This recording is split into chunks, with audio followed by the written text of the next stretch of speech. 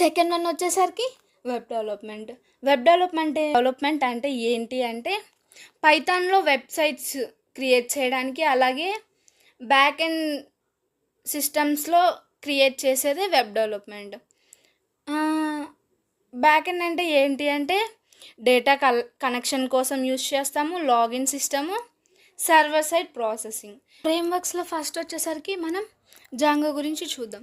Django అనేది ఎలా use అవుతుంది అంటే లార్జ్ వెబ్సైట్స్ క్రియేట్ చేయడానికి యూజ్ అవుతుంది, అలాగే దానికి సెక్యూరిటీ ఎక్కువ, ఫాస్ట్ డెవలప్మెంట్ అనేది ఉంటుంది. ఫ్లాస్క్ అనేది మనం ఎలా యూజ్ చేస్తాము అంటే ఫ్రేమ్వర్క్స్లో అది చాలా సింపుల్గా ఉంటుంది అప్లికేషన్ కోసం, అది అలాగే లైట్ వెయిట్గా ఉంటుంది, మనకి సింపుల్గా ఉంటుంది.